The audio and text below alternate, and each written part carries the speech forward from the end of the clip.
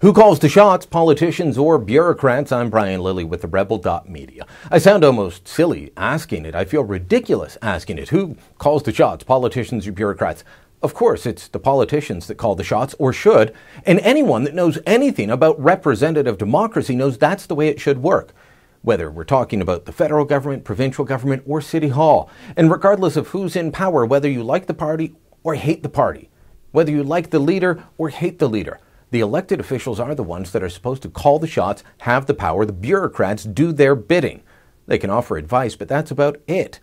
In the end, it is ministers, cabinet ministers, mayors, premiers that make the decisions, and that is what we elect them to do. That is how the system is supposed to work.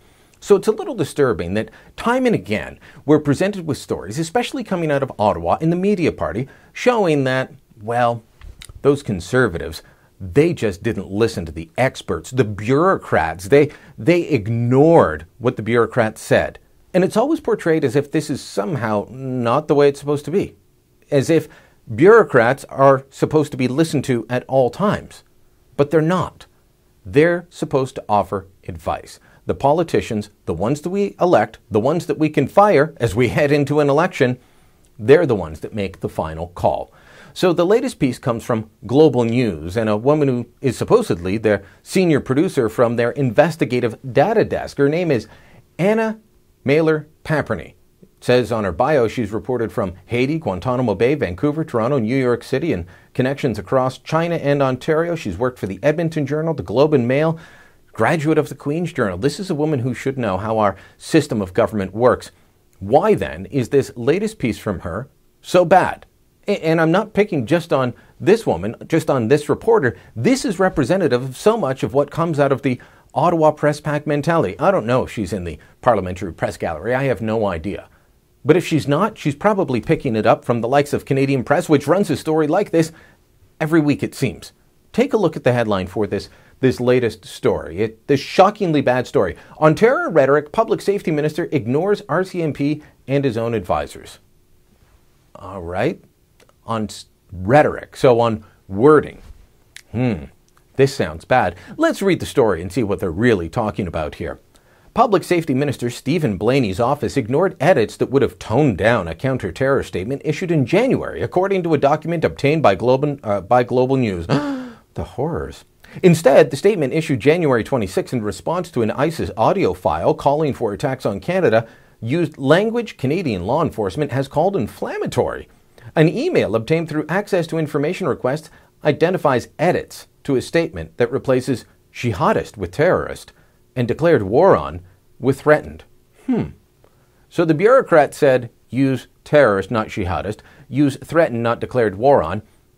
And the politician, the elected official, said, no, these words are going out in my name. I'll make the decision. What's the story here? Other than this reporter, like so many squeamish people, don't like words like jihadist. They don't like to say that ISIS or the international jihadist movement has declared war on Canada and the rest of the West. They just don't like jihad being mentioned in the same breath as terrorism. So they cite an RCMP document. Of course, the RCMP, we know that they've been great on cultural outreach, not so great on counterterrorism at times, at least not in the language. They've gone squishy.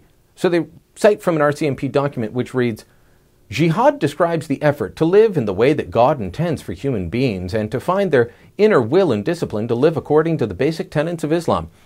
I'm sorry, that's an RCMP document? Are you sure?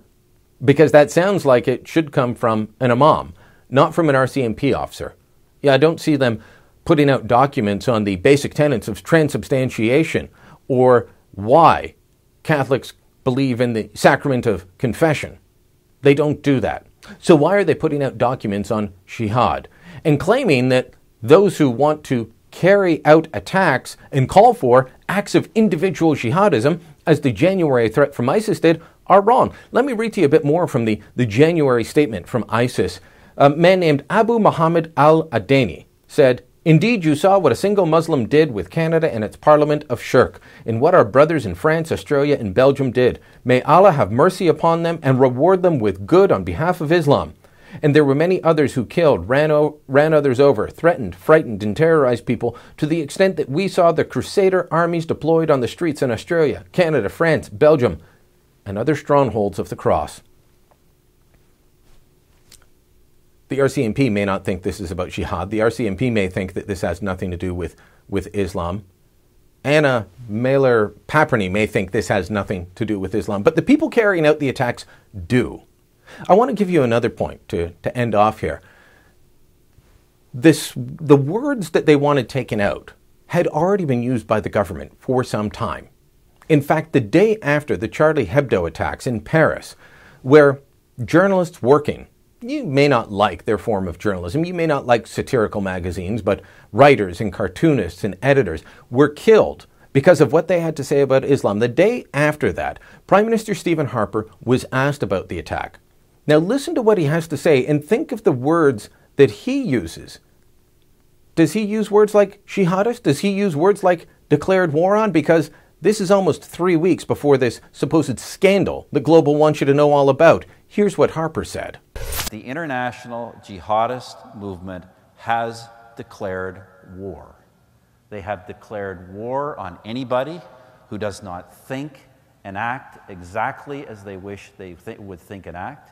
They have declared war and already are executing it on a massive scale on a whole range of countries with which they are in contact. And they have declared war on any country like ourselves that values freedom, openness, and tolerance. And we may not like this and wish it would go away, but it is not going to go away. There's a couple of things that we need to take away from this. One, we need to stop being squeamish about how we talk about people that want to kill us. They're blunt. They say they want to do it in the name of Allah. They say it's Islam that is driving them. Maybe you can say it's just their form of Islam, but don't tell me that the people with the knife to the throat of their captives on the beaches, the people that want to burn pilots alive, drown men in cages, and say they're doing it in the name of their religion, don't tell me that it has nothing to do with their religion, because they say it does. And when we refuse to acknowledge what is before our eyes, what good are we going to be doing at dealing with it in any way? Let's be honest. Like I said, you want to call it a perverted version of Islam? Go ahead. But don't say it has nothing to do with Islam, Muslims, or jihad. But secondly, we need to get it through our heads that when we elect people, they are the ones that are in charge. The government of the day, the elected officials, and not the bureaucrats. Otherwise, why are we going towards an election on October 19th? Why bother voting at all? Let's just have a technocracy. Let's put the bureaucrats in charge and just let the experts run the show. Of course, that's what the progressive left wants. It never works out in the end. It ends in misery.